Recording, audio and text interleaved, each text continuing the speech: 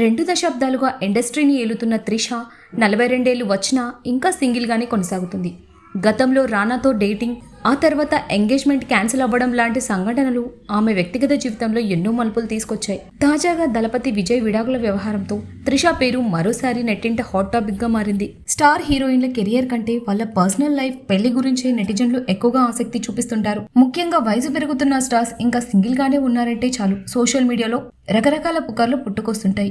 ఇప్పుడు south queen Trisha పరిస్థితి కూడా దాదాపు ఇలాగే మారింది. తెలుగు, తమిళ భాషల్లో 20 ఏళ్లుగా తిరుగులేని స్టార్డమ్ ఎంజాయ్ చేస్తుంది త్రిష.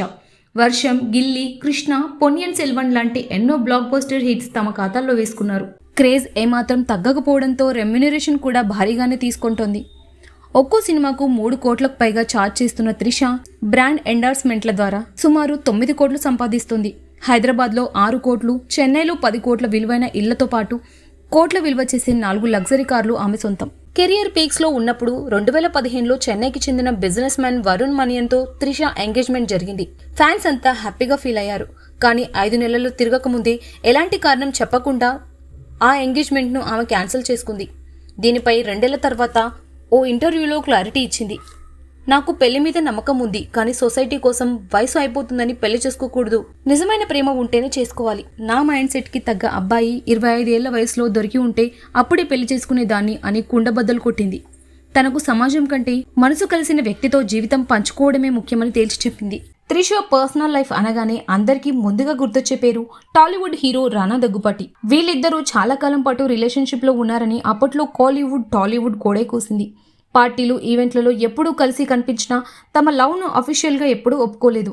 ఫైనల్గా 2018లో కాఫీ విత్ కరణ్ షోలో రానా అసలు నిజం బయటపెట్టాడు. మేం 10 ఏళ్లుగా మంచి ఫ్రెండ్స్, కొంతకాలం డేటింగ్ కూడా చేశాం, కానీ వర్కౌట్ కాలేదు అని చెప్పేశాడు. అయితే ఎందుకు విడిపోయారనేది మాత్రం ఇద్దరు ఎప్పుడు ఎక్కడా చెప్పలేదు. ఆ తర్వాత 2020లో రానా మెహికాను పెళ్లి చేసుకోగా త్రిష మాత్రం తన దారి తాను చూసుకుంది.